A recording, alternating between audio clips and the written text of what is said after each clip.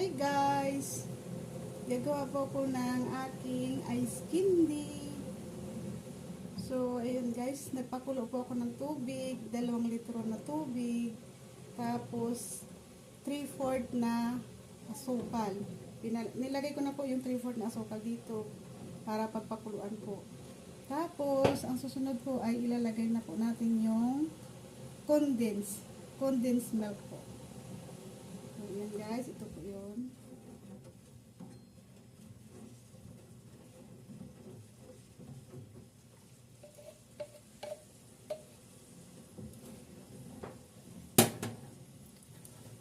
Susunod naman po, yung ibap po, isang ibap din po.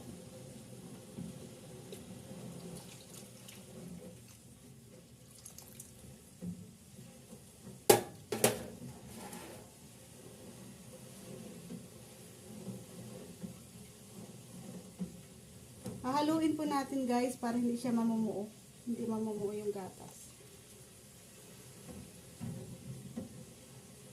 Kailangan po talagang isama sa pagluto yung gatas para matagal po yung ice candy. Hindi siya mapapanis agad. Kasi guys, yung iba kasi, ginagawa nila, hilaw yung, hindi na nila pinapakuluan yung tubig. So, yun po yung dahilan kung bakit mabilis mag-asin yung ice candy. So guys, dahil nagtitipid tayo ngayon, mahal yung Nestle cream, ang ilalagay ko po na pangpalapot ay yung cassava flour po. Cassava flour. Yan po. Gawa po sa cassava. So, isasala natin para wala din siyang buo.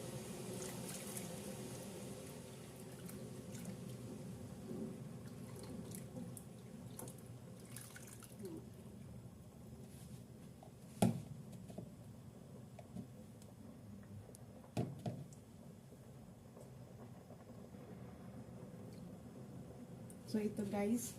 Hayaan lang po natin siyang kumulo. Papakuluin po natin ng maigi para mas malinamnam po yung luto niya. Saka matagal po siya mapapanis. Ayan po oh. Medyo malapot na siya. So, after po natin pakuluan ito, papahanginan po muna natin hanggang lumamig po yung texture natin. Kailangan po malamig yung texture bago po natin ilagay yung gusto nating flavor. Halimbawa po, gagawa ka ng flavor ng mango or mango graham. Kahit ano pong flavor ang gusto